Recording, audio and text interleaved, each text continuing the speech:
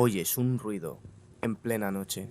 Te levantas y enciendes la luz que da al pasillo desde tu habitación, contemplando la oscuridad.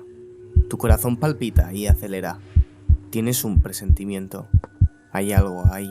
Y con el miedo en la garganta, avanzas en las sombras, buscando el interruptor para ver más allá.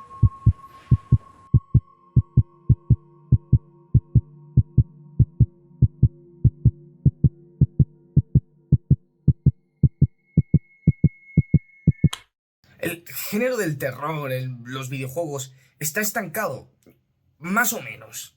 Desde la séptima generación, los AAA insignias del terror fueron decayendo y ha pasado mucho desde entonces, pudiendo incluso ver el resurgir del mismo con las oleadas de juegos indies simples y creepypasteros, como Slenderman, o al igual que el auge del susto en el cine, tenemos Outlast.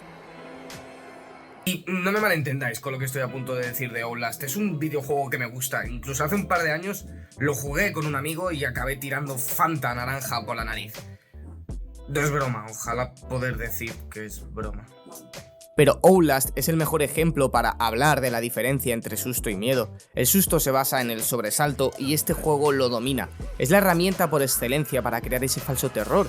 Y sí es cierto que incluso otros tipos de terrores para llegar a esos niveles de miedo dependen de él para culminar todo lo que va cociendo poco a poco el terror psicológico. Y al principio Outlast en su acercamiento es muy contemplativo y espera un buen rato en poner los sustos en la mesa tras introducirte, anticiparte y expectante y tenso con su ambientación, entonces asustarte.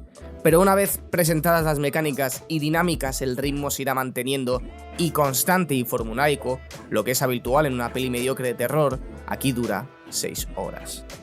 Este tipo de juegos se hicieron populares tras el auge de YouTube. Y tiene sentido, porque si lo que vas a ver es a gente asustarse, este es tu tipo de juego.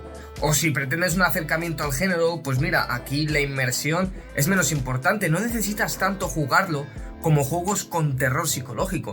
Pero algo está claro, el género ha evolucionado desde entonces y al igual que en el cine la gente pide algo más elaborado. Alien Isolation es tan bien recordado por eso mismo. Es AAA y en el momento que surgió había escasez en el género de terror y plagado de la fórmula Outlast. Y es cierto que se parecen, prestan de la indefensión y predomina lo que yo llamo miedo somático. Es el miedo que se centra más en lo corpóreo, que depende más de una figura amenazante real y tangible, y que en el videojuego cobra muchísimo más peso al representar la amenaza bajo un contexto de indefensión. Por eso, Alien de 2014 junta el miedo somático como eje que comparte con Outlast, pero reduce el efecto susto, ya que la gran mayoría de veces sabes dónde está el alien y se administra mucho sus apariciones para alargar la tensión y darle más valor al elemento somático. A día de hoy el enfoque es diferente. Los juegos más populares de terror son los indie, con experiencias cortas y en su mayoría centradas en el terror psicológico. Cierto que los más ruidosos a veces siguen siendo los que se centran en el jumpscare, como Poppy Playtime o The Mortuary Assistant. El primero aún así buscando más la atmósfera y construir el clímax hasta el susto, y el segundo como una recopilación de sustos que pone en tensión un concepto tan aterrador como adecentar un cadáver a la vez que haces el exorcismo de un demonio. Algo extremadamente educativo. Quiero decir, nunca había llegado a plantearme que mi profesión debería de haber sido esa. Pero con todo esto no os quiero decir que ya todo se haya explorado o descubierto. Existen combinaciones, ritmos, conceptos que dependen de la atmósfera, género complementario, enfoque en historia o más en jugabilidad, etc. Es lo de menos en realidad. Porque al final todo da igual, el terror y el videojuego chocan en un problema de base. Os presento el juego que más miedo me ha dado en los últimos años, Phasmophobia.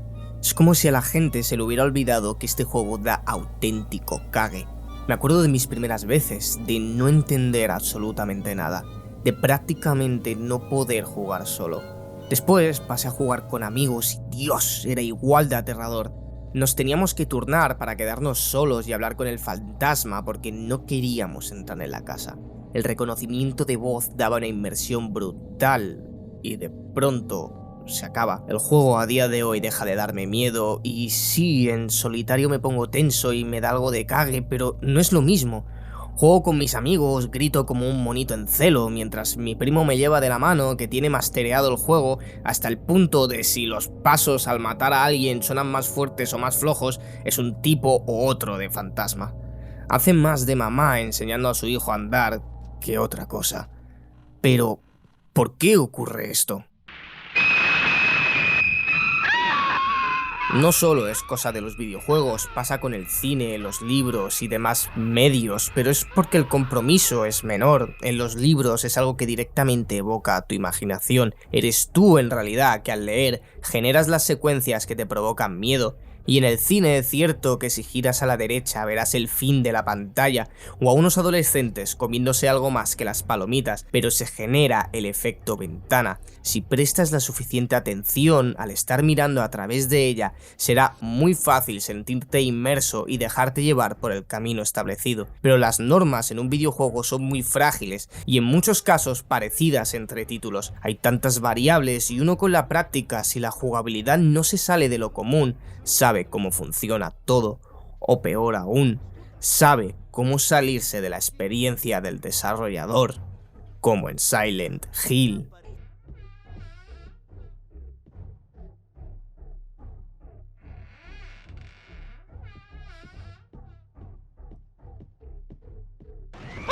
He visto muchos gameplays del juego de Konami, y sí, esto es Silent Hill 3, pero quería poner al hombrecito asustándose por Danny. Míralo. Podrías ser tú perfectamente.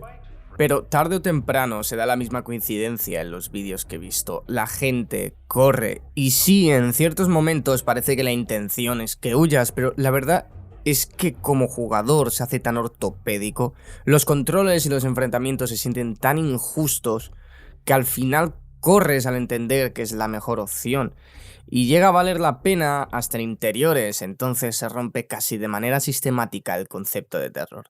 Todos los aspectos, ambientación, sonidos, enemigos, hasta la historia, porque pasas de ir del punto A al B, enfrentarte al boss y cinemática. Entonces, ¿Silent Hill es un mal juego? No me atrevería, no.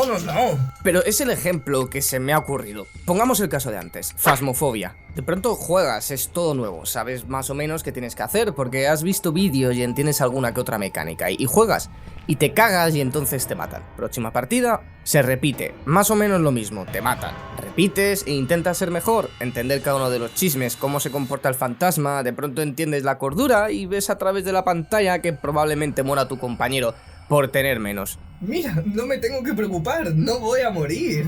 Y así hasta que interiorizas el objetivo. Vas desmembrando el juego, te pones a pensar cómo lo haría el fantasma y pasas a tutearle. Cada vez que hablas por la Spirit Bots os conocéis y os casáis. Lo que quiero decir con todo esto es que cuanto más gamey se va volviendo el juego, menos terrorífico es. Parece que cuanto más se nota que es un juego, más se rompe el terror. Y esto es muy complicado de arreglar. Los otros géneros normalmente se permiten ciertas licencias. Hay un HUD, los NPCs no son 100% naturales, mueres y reinicias partida. Existe un limbo en el que los videojuegos no esconden totalmente que son videojuegos, ya que a los jugadores no les termina de romper la inmersión. A los juegos de terror no les pasa esto. ¿Cómo se soluciona? La verdad es que ya hay juegos que lo hacen muy bien. PT en su primera vuelta logra mucho mantenernos gracias a su linealidad, y esta especie de pequeños puzzles con pistas intuitivas guiadas por el instinto nos introduce mucho dentro, incluso después de morir, ya que el contexto lo amerita, pero aún así es una demo, y una experiencia muy concentrada y limitada, así que no tengo las soluciones. Entonces todo esto ha sido para dar la chapa. Bueno, soy un tío disfrazado de calabaza. Quiero decir, no traigo las soluciones, solo estoy exponiendo el problema. Lo que sí que creo es que en vez del género centrarse en mecanización y la nueva tendencia de turno, debería replantearse su relación con el medio y su naturaleza. Más allá de esto, el vídeo termina aquí, simplemente me parecía un tema muy interesante del que hablar. Muchísimas gracias y que tengáis un muy buen Halloween. Hasta el próximo vídeo. El viejo.